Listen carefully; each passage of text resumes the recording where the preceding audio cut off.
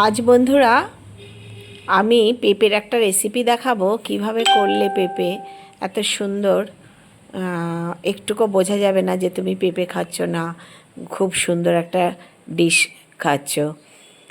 তার জন্য আমি বাগানে গেলাম, আমার পেঁপে গাছ রয়েছে, সেখান থেকে পেঁপে পেড়ে নিয়ে আসবো।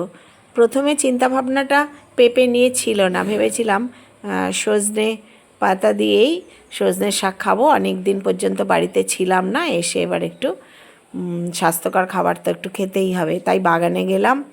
এবং বাগানটা শেয়ার করার আরও একটা কারণ আছে, তোমাদের বলছি। দেখো কত শিউলি জবা আমার ফুটে আছে। আর লাউ গাছ লাগিয়েছিলাম, প্রথম দুবার ইঁদুরে কেটে দিয়েছিল, তারপর এরকম আমার হাজব্যান্ড জাল নিয়ে এসে মুড়ে দিয়েছে। ভেতরে একটা গাছ আছে, বাইরেও একটা জালের বাইরে আছে, এখনও উঠছে ওপরে।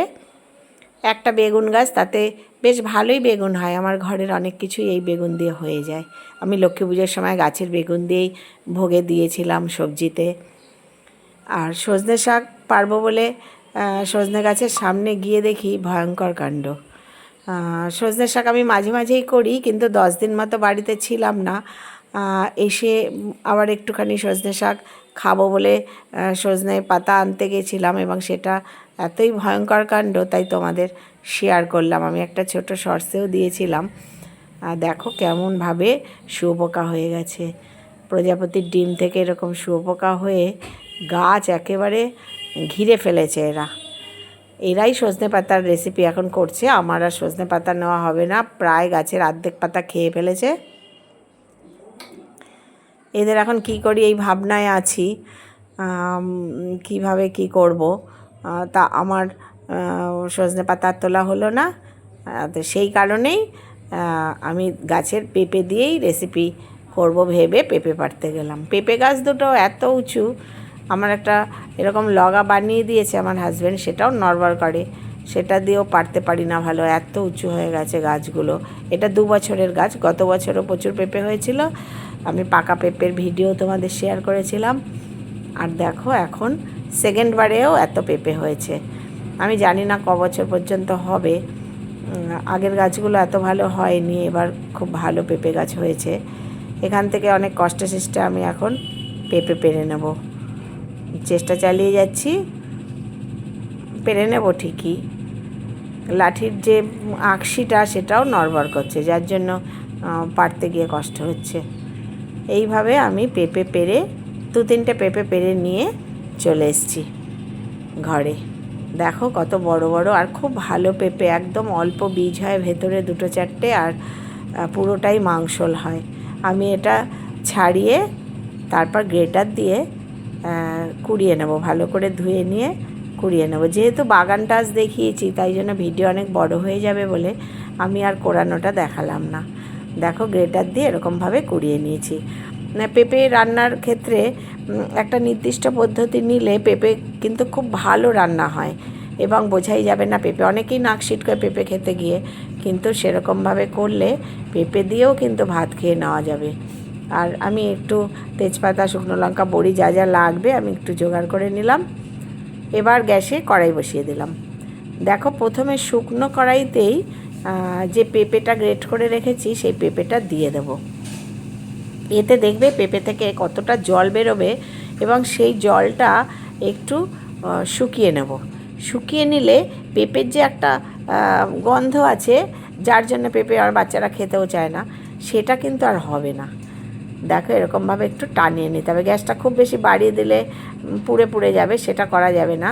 মাঝারি আঁচে রেখে একটু নেড়ে চেড়ে এর জলটাকে শুকিয়ে নিতে হবে। দেখবে তোমাদের আমি দেখাচ্ছি কত জল এর থেকে বেরিয়ে যাবে। এটা সেদ্ধ করা বলে না, এটা একটু টানিয়ে নেওয়া বলে। এই জলটা টেনে নিলে পেঁপেটাও অনেকটাই সেদ্ধ হয়ে যাবে, আবার পেঁপের গন্ধটাও চলে যাবে। দেখো কত জল বেরিয়ে গেছে। এই জলটাকে পুরোটাই আমি টানিয়ে নেব। আমার ছেলেও যদি বলি এটা পেঁপে দিয়ে করেছি তাহলে খেতে চায় না, কিন্তু পেঁপে ছাড়া অন্য কিছু বললে কিন্তু বুঝতে পারে না, খেয়ে নেয়। তাই তোমরাও বন্ধুরা ছেলে মেয়েদের যদি পেঁপে খাওয়াতে হয়, যারা এমনিভাবে সাধারণভাবে খায় না, তাদের কিন্তু এরকম করে খাওয়াতে পারো। পেঁপে তো খাওয়াও ভালো, সেজন্য এরকমভাবে পেঁপে খাওয়াতে পারো।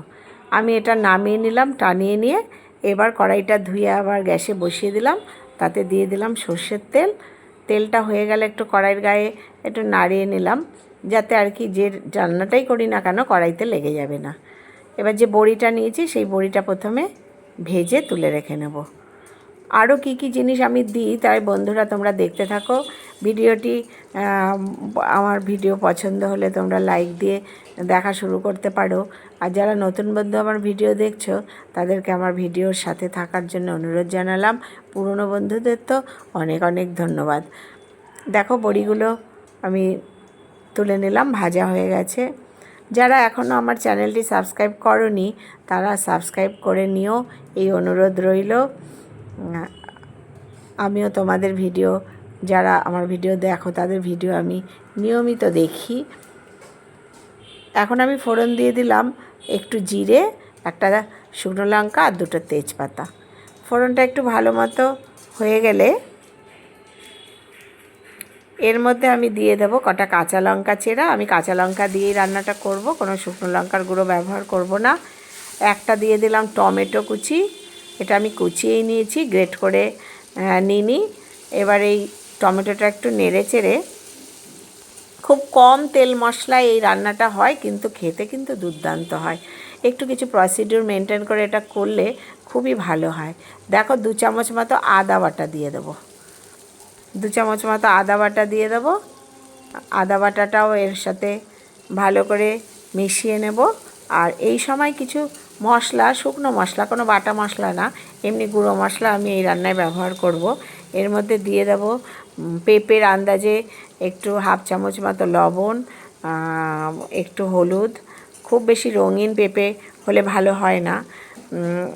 একটু দিয়ে দেবো 1/2 চামচের থেকেও কম একটু জিরে গুঁড়ো, আর সেইটুকু একটুখানি দিয়ে দেবো ধনে গুঁড়ো। ব্যাস, আর কোনো মশলাই আমি ব্যবহার করব না। এটা দিয়েই আমি রান্নাটা করব। এবার সামান্য একটু জল দিয়ে মশলাটাকে একটু কষিয়ে নেব। মশলা খুব বেশি তেল ওঠা পর্যন্ত কষাতে হবে না, কারণ পেঁপের সাথেও মশলাটা আমার কষবে। সেই কারণে একটু নেড়ে চেড়ে কাঁচা গন্ধটা যাতে আদার চলে যায় সেই রকমভাবে উঠিয়ে তারপর পেঁপেটা দিয়ে দেবো। যেহেতু পেঁপেতে জল নেই, পেঁপের জলটা পুরো টানিয়েই নিয়েছি, তাই জন্য আর আদার গন্ধ কাঁচা এটার মধ্যে মনেই হবে না। দেখবে রাঁধতে রাঁধতে কী সুন্দরভাবে হয়ে যায়। একটু নেড়ে চেড়ে আদা গন্ধটা তুলে নিয়েই আমি পেঁপেগুলো এর মধ্যে দিয়ে দেব। পেঁপেগুলো দিয়ে এবার মাঝারি আঁচে রেখে মশলাগুলো ভালো করে পেঁপের সাথে মিশিয়ে নিয়ে এটা নেড়েচেড়ে করতে হবে।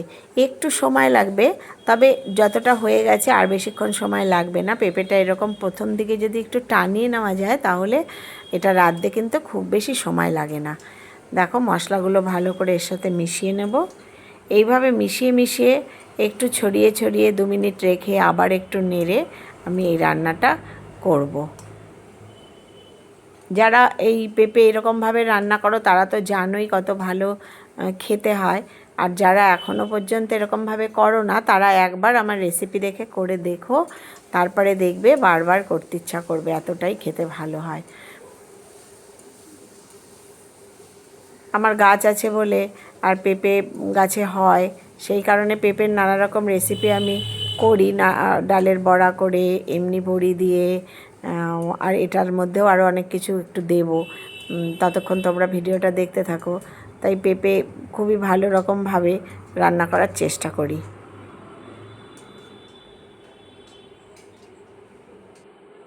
এরকমভাবে দেখো মিশিয়ে মিশিয়ে আমি রান্নাটা করব। একটুখানি পরপর একটু নেড়ে দেবো, ব্যাস, আর কোনো কায়দা নেই এই রান্নায়, এরকমভাবেই নেড়ে চেড়ে করতে হবে। পেঁপেটা এখন মোটামুটি একেবারেই মজে গেছে, সেদ্ধ হয়ে গেছে, দলা পাকিয়ে আসছে, মানে রান্নাটা প্রায় কমপ্লিট হয়ে এসছে। এই সময় আমি কিছু জিনিস এতে অ্যাড করব। আমরা সাধারণত বাঙালি রান্নায় একটু তো মিষ্টি খাই, তাই অল্প একটু চিনি এর মধ্যে দিয়ে মিশিয়ে নিলাম।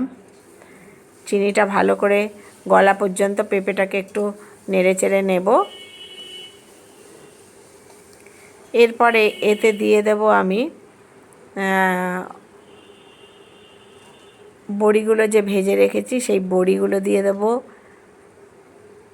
এগুলো একটু হাতে নিয়ে গুঁড়িয়ে দিয়ে দেবো, তাতে এর সাথে মিশে যাবে এবং খাওয়ার সময় খুব ভালো লাগবে। আর কিছু বাদাম ভাজা, শুকনো খোলায় বাদাম ভাজা রয়েছে আমার, সেই বাদাম কিছুটা দিয়ে দেবো। তোমাদের যদি কাঁচা বাদাম থাকে তাহলে সেটা একটু তেলের উপর নেড়ে নিয়ে তারপর বাদামটা অ্যাড করবে, খোসাটাকে একটু ছাড়িয়ে নেবে। এবার বাদাম আর বড়ি ভালো করে আমি পেঁপের সাথে মিশিয়ে নিলাম।